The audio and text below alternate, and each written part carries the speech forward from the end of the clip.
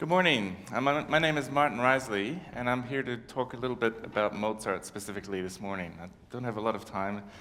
There's a lot we could talk about, but first of all, I'd like to say that I might paint my house red tomorrow, or I might paint my house blue tomorrow, or I don't know what I'm going to do with my house tomorrow. Now, if I'd said to you, I might paint my house red tomorrow, I might paint my house blue tomorrow, and if I said, I might paint my house yellow tomorrow, then you switch off.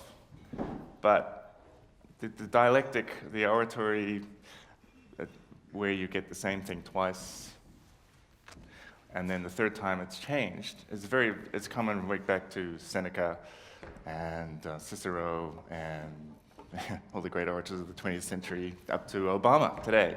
You'll hear that a lot. And in classical music, Mozart understood that intuitively. He probably wouldn't have been told. But you hear that sort of thing all the time as well. If you say it 3 or 4 times, what they call a shaggy dog story, right? You switch off unless there's a funny punchline at the end of it.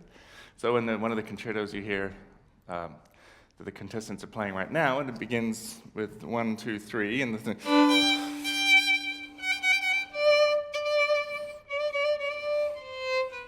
the third time, it changes the character who asks the question or does something slightly different. Even in the first concerto he wrote, which starts with the same rhythmic cipher, and I'll talk about that in a minute, there's 1, 2, so it begins in B flat.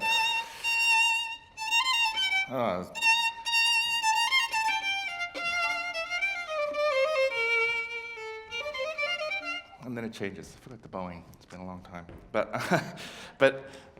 So the third time is always something new. Otherwise, we do switch off, you know, and that sort of very basic clarity is on the surface level of what gets your attention, but there's a lot going on underneath the hood in a guy as smart as Mozart to make it interesting.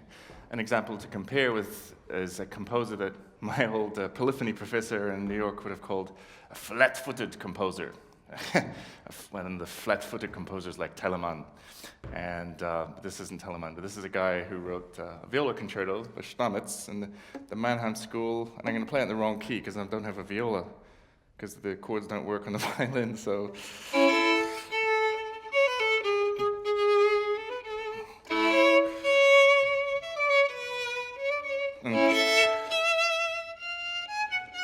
The third time he changes it as well, but you notice he uses the same rhythm. Dum, da, dee da da da, da da da. And Mozart used that in many, many pieces. Let's consider some other pieces he used it in concertos. For instance, there's 1 and 3 I just showed you, the first movements. There's also the bassoon concerto. The second flute concerto, which I wish he'd written for violin, maybe we should arrange it, also begins in G major.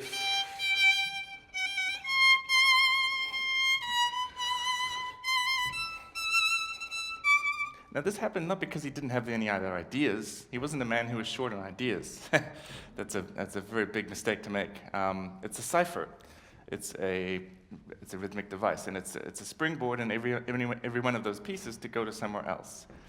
And in this case, we're looking at back to Stamitz and Mannheim and a certain style that Mozart's using. So the style, the key, is dum dum, and then he does something else with it. And the Mozart 3, for instance, one must understand not only that the third time you should hear something a little bit different from the player, but that the upbeats in that particular version belong to the next bar. Those are little appoggiaturas, and they go towards the next bar. They're not part of the other bar. And sometimes you hear people trying different things, but when they mess with the basic structure of the music, that kind of gets in the way. So it's one of the things that we have to understand, and it's going back quite a long time to Mozart.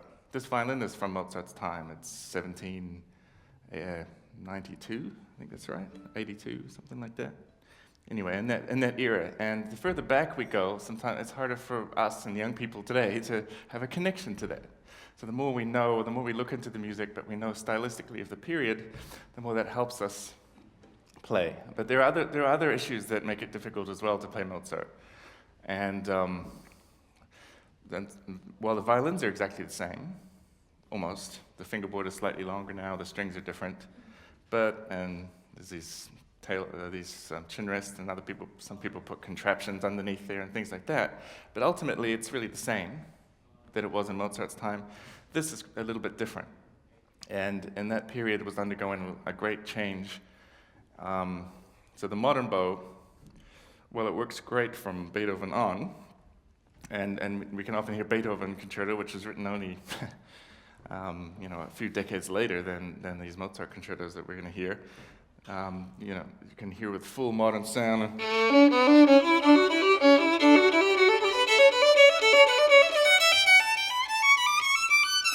That's sort of normal, but if you played Mozart like that, it's not going to sound very, very good usually, especially with the same vibrato that we might use in Beethoven.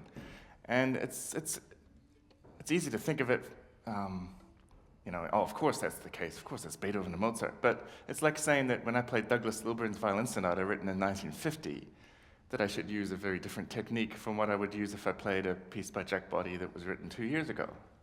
And you think, that's absurd, right? It's absurd. But in the classical period, there was so much change happening from Haydn, Mozart, to Beethoven, Schubert, and Berlioz. In those short few years, it was actually astonishing.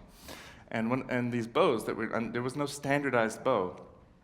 We got a few from, I think it was models from around the 1780s, transitional bows, that I had a DMA student work on because she was trying to learn how to articulate Mozart. That was her sort of research course. And ultimately we found that though the bow does give you nice articulation, it doesn't have the weight or the projection that the modern bow can get. And so it's only going to be useful in certain circumstances, or if you're playing with forte piano or something lighter than a modern concert setting.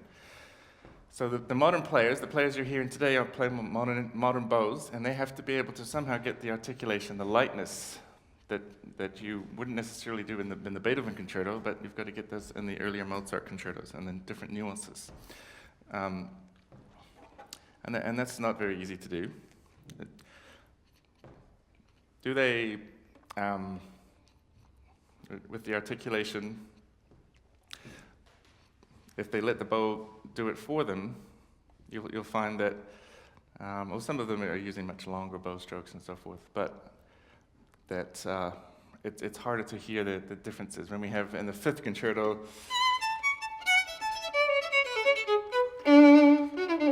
all those little dia, da, da, dia, da, da, dia, da, da, dia come out very clearly with the transitional bow, but if you're not very careful with the modern bow, it sounds a bit soupy, and a hole like this that resonates. So it's hard to hear the detail. And classical music of that period was all about the detail, all about the articulations. That was a lot of the expression that the composer was putting into it. And if you ignore that and you just romanticize it and put a big kind of blanket over it, you're actually missing the point. And that's one of the tricky parts about playing this concerto. Well, these concertos, the three that they're playing today. There's a huge difference between them, and it's amazing to see the development of a young composer who was 18 and 19 at the time, going from the first concerto, this very Mannheim,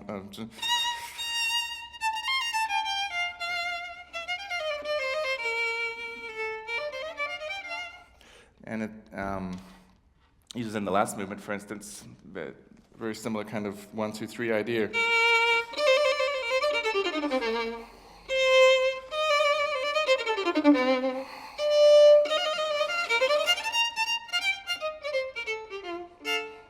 So they're very simple scales, but you get that 1, 2, 3 ideas that I was talking about earlier.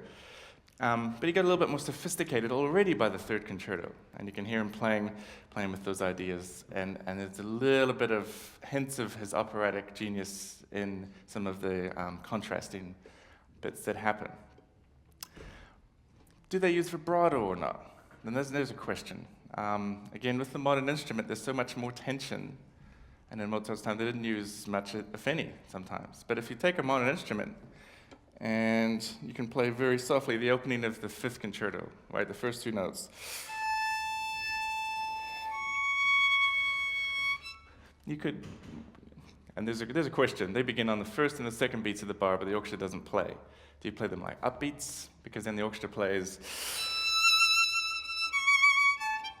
Or do you play them as if you're in the first and the second beats of the bar and you don't have the orchestra, and then you play the third beat a little bit weaker, which is the normal thing in the classical period? There's an interpretive question that there's no right answer to.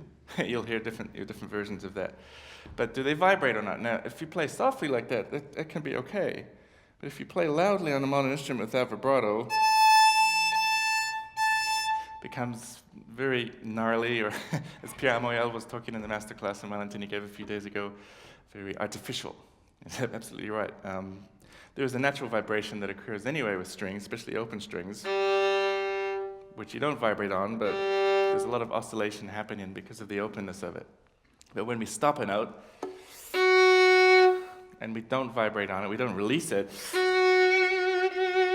give it some way to oscillate, then it's not so pleasant. Now, a few modern violinists like Victoria Mulover and Benjarov, I think, have experimented and done some Mozart without vibrato recordings, and that's worked. But in general, that no vibrato policy in a competition setting or as a soloist, it's a very risky proposition, and you're unlikely to see that. You can see it in orchestras. It works okay in a group. I've played not Hafner Concerto, the symphony.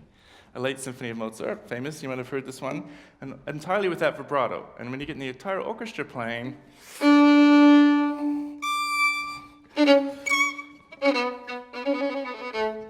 it works.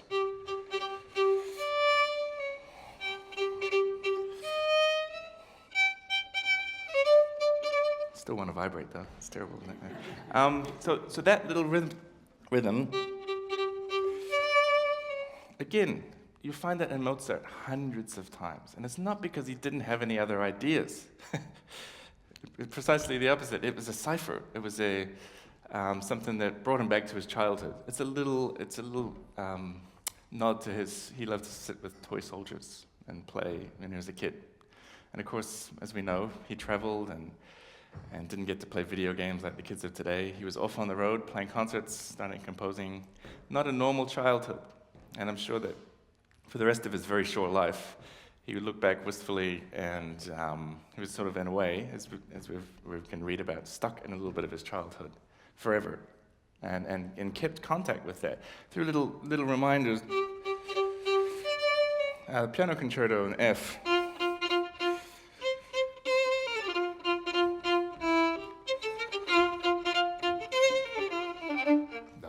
I can't go that low on the violin, but it's the same motive. And that also gives us an idea of how fast you hear it in many pieces at that speed. Yum, dum, dum, dum, dum. And if you play, though, the fourth concerto, you don't often hear it played in that speed. And I'm starting to think that next time I play it, maybe I should. Because you'll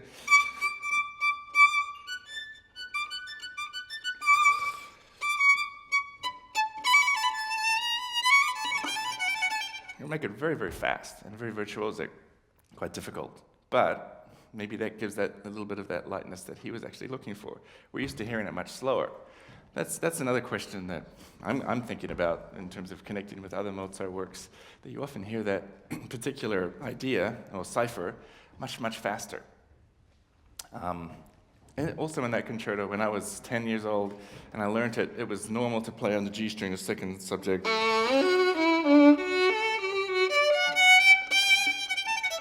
And then there's a contrasting thing after. But nowadays, already a few years later, it's not really acceptable to slide around all the time. So, just on the first position.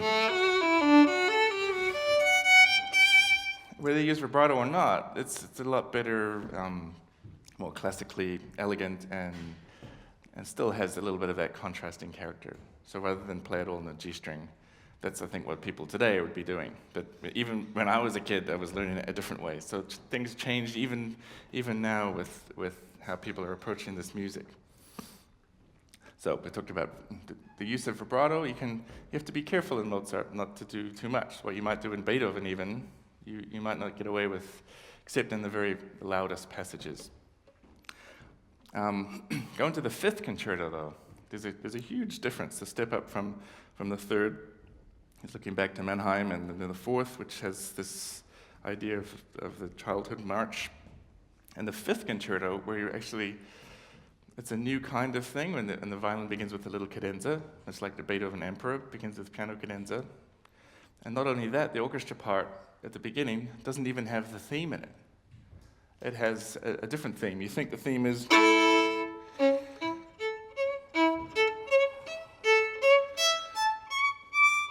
You think that's the tune. And that when the soloist comes in, that's what he's going to play. But in fact, which is extraordinary, the soloist comes in and plays the melody on top of that. I have a crazy, very high, joyful thing above that, and the orchestra still plays what they were playing earlier. So it's a very new thing, very indicative of the genius. But also beforehand, with this very slow adagio, begins as a bridge between the orchestral exposition and the solo exposition. And it's very beautiful and a completely different character. And throughout that concerto, you'll hear all of these different characters. And the second subject, in forte. And then this very operatic kind of dialect between maybe a male voice and a female voice, or an angry voice and a consoling voice. And those sorts of characters the players have to capture. I mean, it's just them doing it back and forth, and hopefully keeping rhythm, which I wasn't doing, just to, But, so that's very difficult, and also very rewarding. And this Mozart 5 is still after I've been playing it a long, long time, and it's still very, very difficult to feel good about one's performance of it, because it's also very, very high. Some of it's up in very high positions, and it still has to sound with that elegance and beauty of Mendelssohn Concerto or any other earlier classical work. So the compositional development also reflected in the difficulty of writing for the instrument. And then there was quite a big gap, wasn't there, he didn't write any more concertos. He wrote a few little pieces here and there. There's a rondo.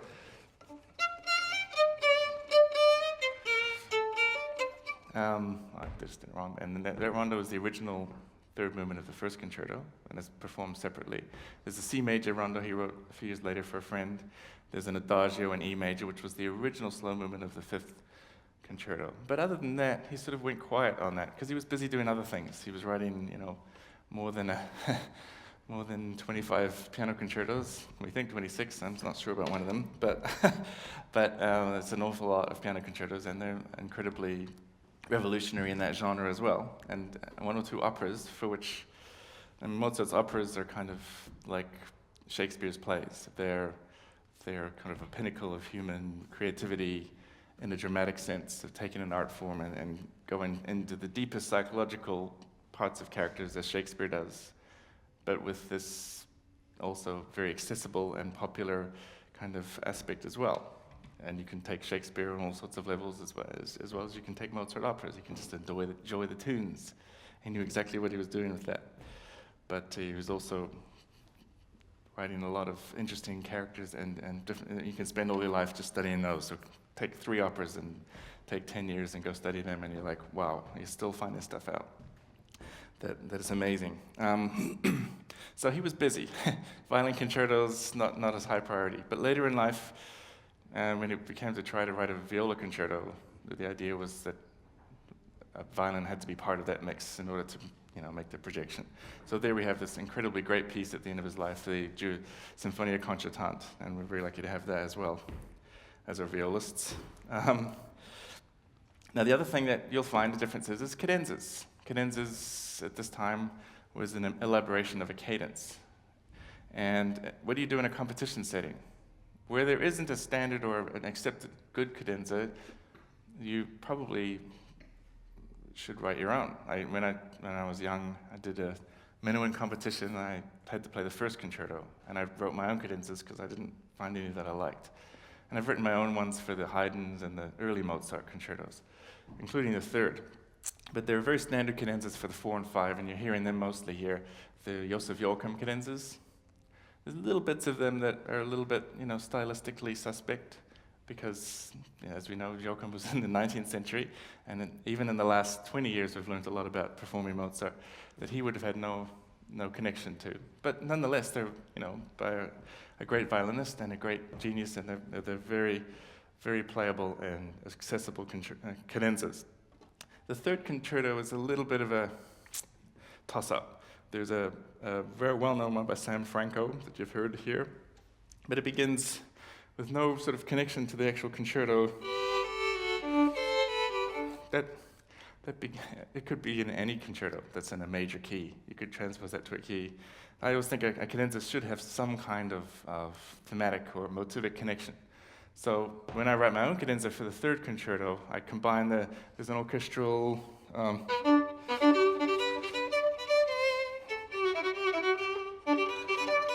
that motive with the first theme, and you get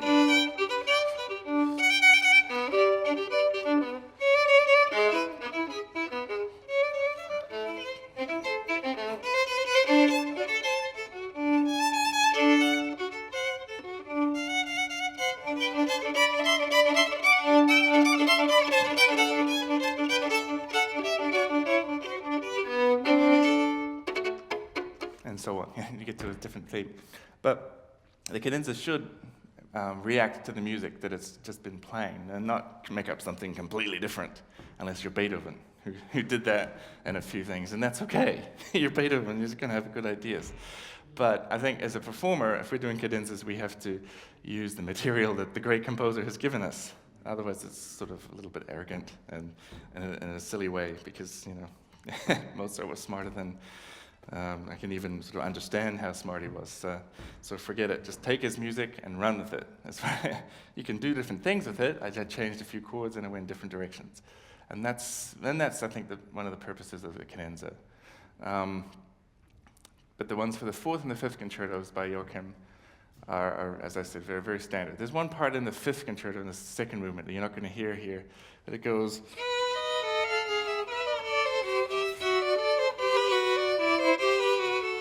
It's a bit weird. It's too many fourths.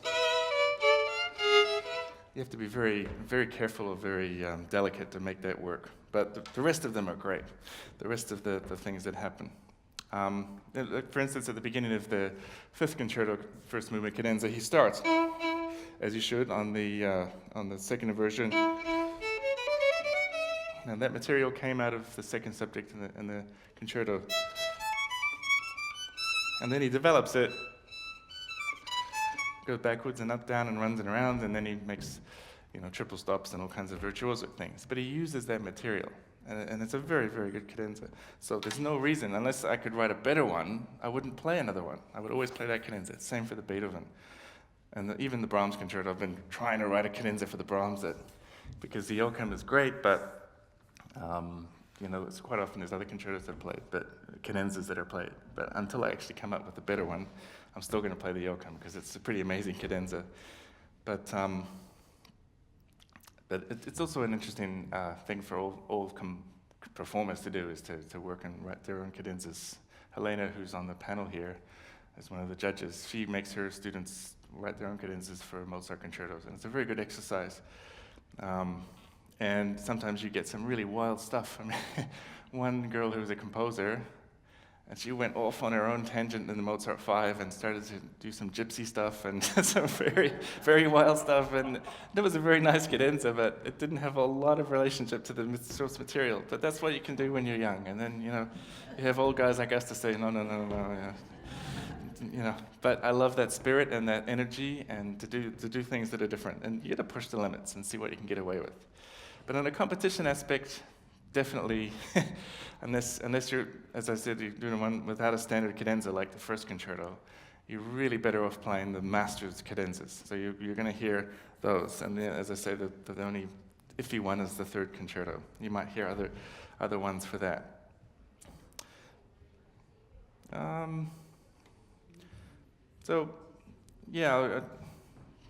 I think that's all I wanted to sort of mention about those concertos. What is the time? I have to get.